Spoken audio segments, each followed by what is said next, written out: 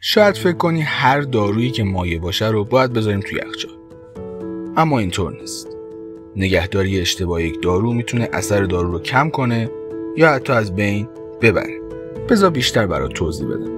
شربت‌هایی هستن که باید پس از آماده سازی توی یخچال نگهداری بشه. مثل شربت‌های آنتی بیوتیک آموکسیسیلین یا کوآموکسیکلاف.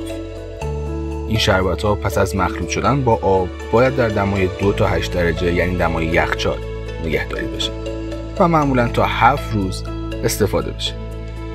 حالا یه سری شربت‌های دیگه هم هستن که نباید توی یخچال قرار بدیم. این شربت‌ها وقتی توی یخچال میرن ذراتشون و فاز مایع جامدشون از هم جدا میشه و اثر بخشی دارو رو کم میکنه. مثل چی؟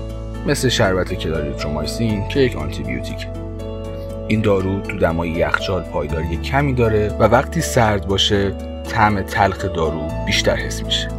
از اونجایی که این شربت برای کودکان تولید شده، طعم تلخش مصرفش رو سخت‌تر میکنه.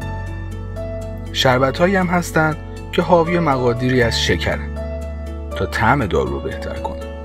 اما وقتی داخل یخچال قرار بگیرن شکرک میزنن و کریستالیزه میشن. این باعث میشه یک نواختی دوز دارو به هم بریزه و مصرف اصولی اون رو خراب کنه.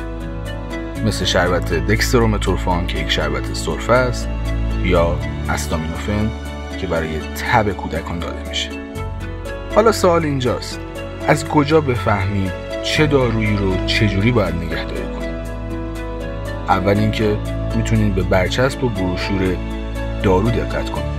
اگه روش نوشته باشه نگهداری در دمای 25 درجه به معنی اینه که تو دمای اتاق باید نگهداری بشه و نه یخچال.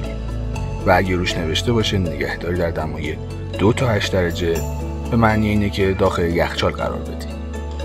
و در آخر مثل همیشه میتونی از داروساز کمک بگیری.